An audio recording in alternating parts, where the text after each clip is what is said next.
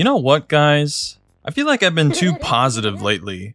All the amazing covers this and fantastic closers that. I don't know about you all, but I need some drama.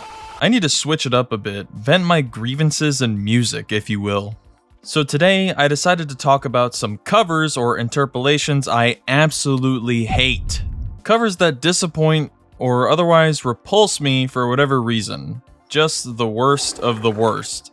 So without further ado, let's just get right into the shit show. Oh, good lord. Alright, we're starting off with a real doozy here. And by doozy, I mean I haven't even started and my blood is already boiling. I'm Good Blue by David Guetta and Rex. One sec.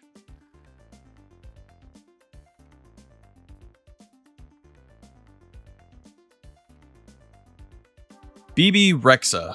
Don't worry, if I'm gonna slander your song, I'm gonna have the decency to at least pronounce your names right. I'm sure we've all heard this one, and I'm here to tell you that this song irritates me to no end. Every time I just happen to hear it in passing or something, I race to turn it off as fast as possible. If I can't physically turn it off, I do whatever I can to avoid listening to it, if at all possible.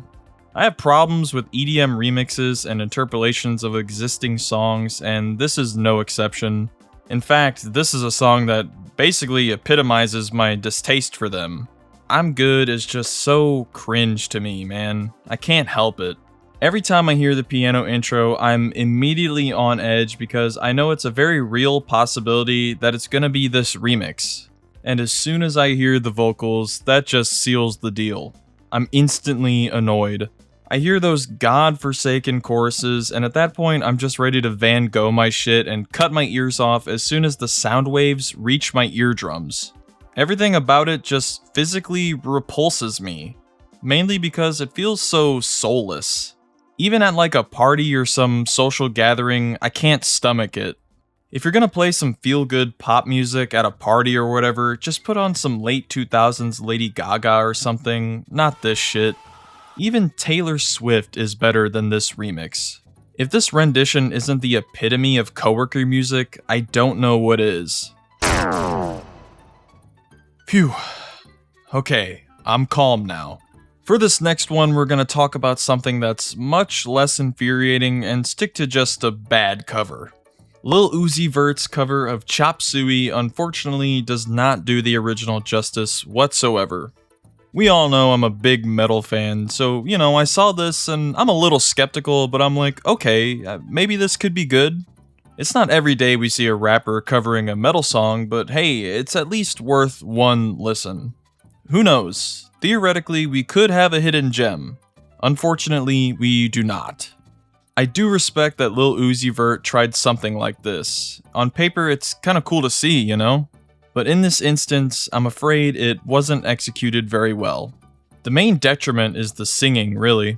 The instrumentation is inoffensive, but between the random lines Lil Uzi Vert added in, the verses not being anything really noteworthy, the little changes done to the choruses, and leaving out a whole section of the song that helps give Chop Suey its entire identity, he missed the mark. I guess he just didn't even want to try singing the whole end section of the track, so he just kinda let the instrumental play, like, okay. Honestly, this cover probably could have been worse, but I'm not gonna pretend like it's real great either. At least you tried, Lil Uzi Vert.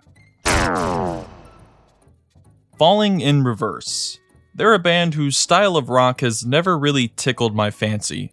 I'm not a huge fan of the metalcore style, but I'm not gonna lie, when I had caught wind that they had covered Last Resort by Papa Roach of all songs, curiosity got the better of me.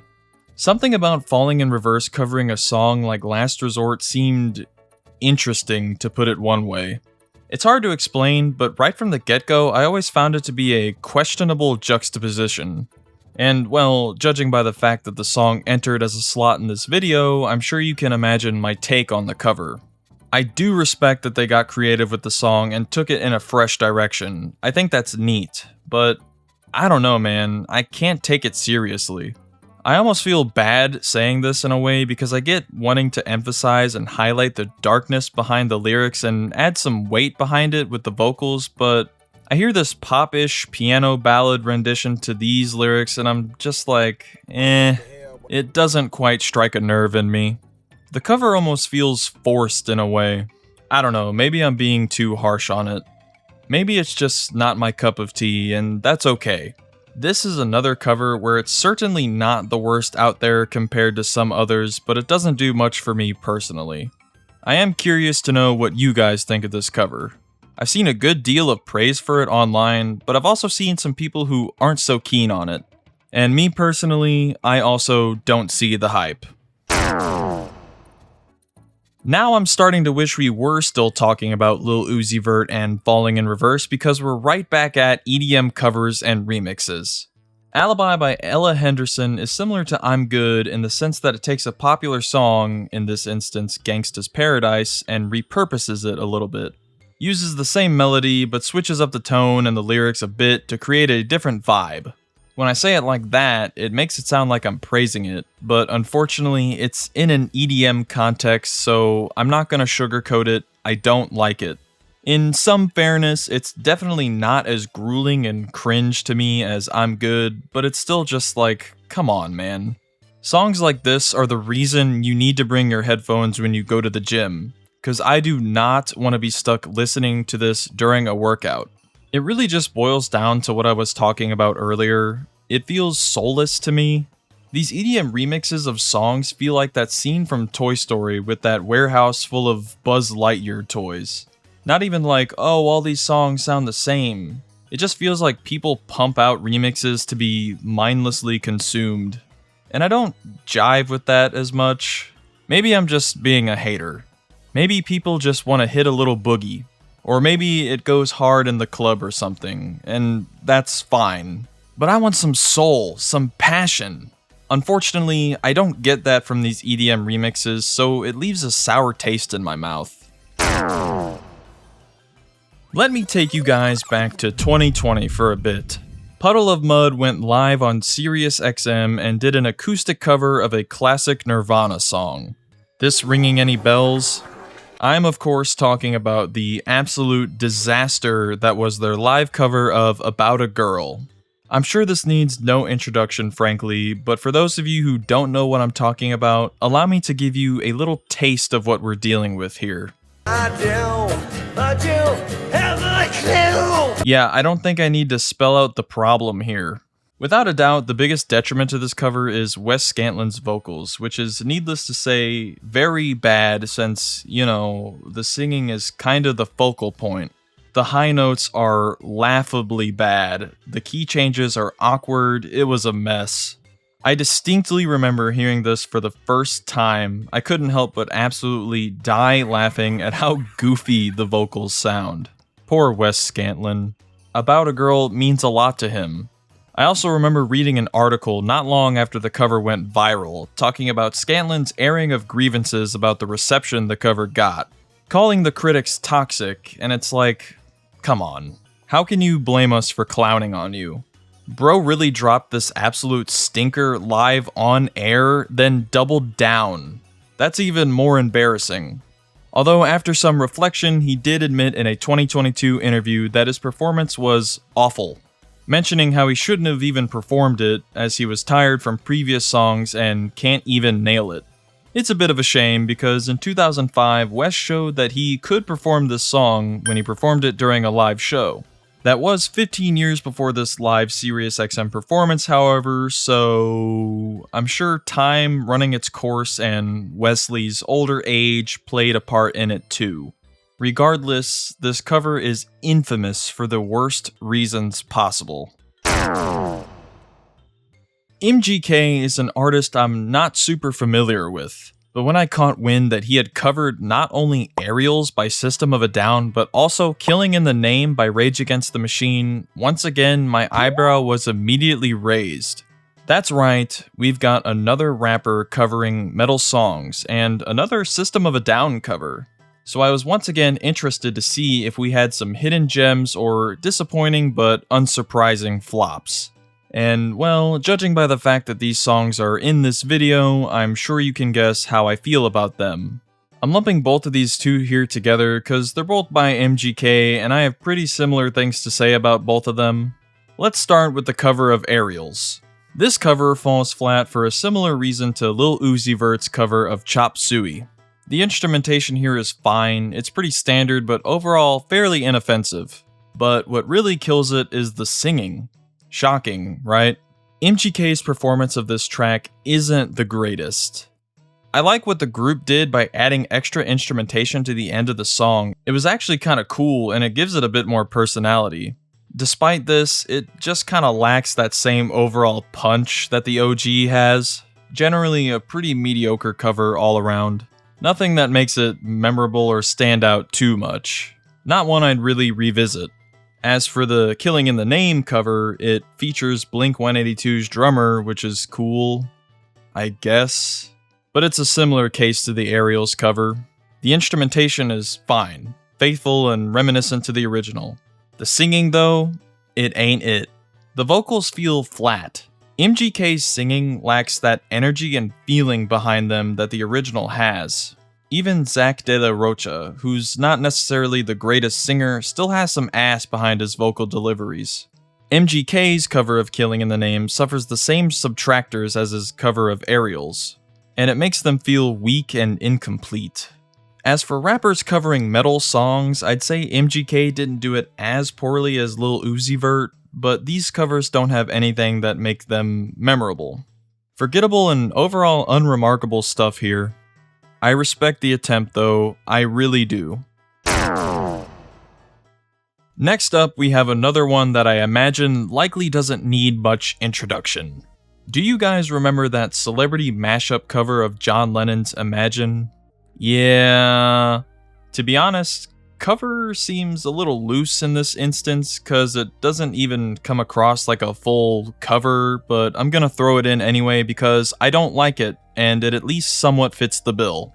Sure, I could criticize some of the vocal performances in this video, Lord knows there's a lot I could talk about there, but truthfully it isn't even the biggest reason this leaves a sour taste in my mouth.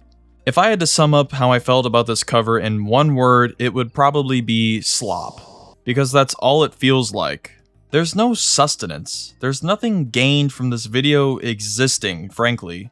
When I see this, I don't look back on it and think, hey, this was kinda cool. I look at it and ultimately see what really just feels like a bunch of celebrities doing bullshit. And for what? Nothing. It's pretty half-assed, and because of this, it makes it all feel disingenuous, pointless, and fake. Gal Gadot claims she had good intentions with it, but it sure as hell doesn't seem that way. Theoretically, this could have been a cool cover if it was more fleshed out and more professionally done, or, you know, had any real effort put into it, but it's not even close to that. Yeah, I get it was in the middle of lockdown and all that, but come on. I can't be the only one who thinks more could have been done, right? It's cringy at best to rewatch this, borderline painful to the point where it's difficult to finish watching, I'd argue. And like many others, I don't care for this little rendition at all. I'm just gonna go ahead and rip this band-aid straight off. This next cover is so mediocre and lackluster that I don't even want to beat around the bush. G-Eazy's cover of David Bowie's Lazarus is just that. Lackluster, soulless, mediocre, whichever simile you want to use to describe it, you could use. For starters, this cover suffers from the same issue several other covers we've talked about in this video suffer from. The vocals. The singing is not only grating to listen to, but it also plays into another big aspect that makes this cover so weak. That being how lifeless every aspect of it feels. Everything about it from the instrumentation to the vocals is painfully mediocre. It had the potential to be good. If more effort and care was put in, hypothetically we could have had a noteworthy cover. But the weak performance makes this cover almost insultingly passionless. When I listen to it, I feel like I'm getting nothing but the bare minimum. There's not much depth, and there's not nearly enough cohesion to pull anything together to make it a remarkable cover in pretty much any sense. And where's the fun in that? As a result, all we're left with is a lifeless husk of a track that's genuinely hard to make it through a full listen. While we're on the topic of butchering classic songs, I think it's a great time to bring up Take That's cover of Smells Like Teen Spirit. From literally the very first note from the guitar, you can immediately tell that it's off. The notes sound like they're trying so hard to be played correctly and true to the original, but the guitar simply doesn't sound right. Like it's out of tune. And it doesn't get any better, as basically everything about this cover doesn't sound right. The guitar sounds terrible, the vocals are terrible throughout the entire rendition, and to top it all off, the tempo is sped up, so the whole song sounds completely rushed. I understand that sometimes bands will speed songs up during live performances, but it's not done coherently in this instance at all. There's no cohesion in any part of this cover, frankly. It doesn't do anything creative or unique to make it at least stand out to the original.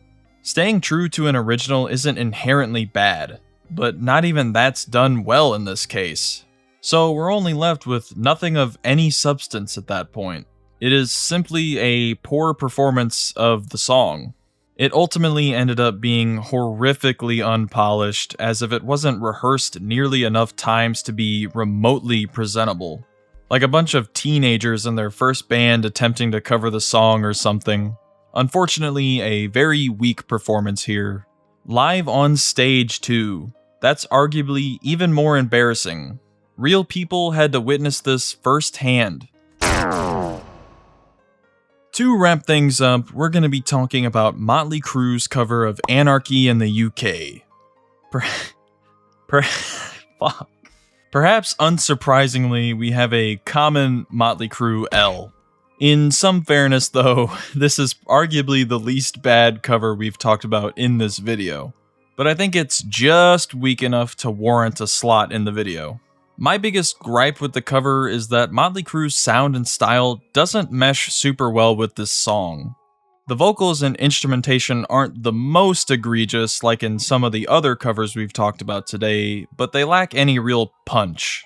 The guitar sounds weirdly pop rockish, and the vocals are kinda shabby. Anarchy in the UK is cool because it has this angsty bite to it that brings it all together. But that isn't really realized in a memorable way in Motley Crue's case.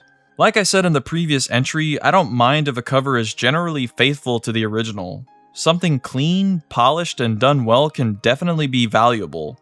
But this is one instance where I think some creative liberty would have helped the cover to really bring it to life and tailor it to Crue's style in an effective way. The sound doesn't capture a compelling vibe for how cut and dry the cover is, which ends up making it unremarkable enough to where I'd say it falls flat. And then you got the random lyrical additions to it that only serve to add to the tacky nature of this rendition. I think if Motley Crue experimented a bit more or tailored the track more to their style instead of poorly trying to capture the feel of the original, it could have been at least a standard run-of-the-mill cover. Weirdly enough, the lack of extra creativity and polish ends up hindering the cover. Like they played it too safe to a detriment. Definitely not the worst cover out there, but I'd say it's hinging more on bad than it is simply mediocre, to the point where I felt it was worth mentioning here. Whew, what a train wreck. Thank you guys so much for watching. This video took a lot more tinkering than usual, so if you enjoyed it, please let me know. And while you're at it, feel free to drop any covers that you think are absolutely terrible. But other than that, that's gonna be it from me, ladies and gentlemen. Until next time, take care.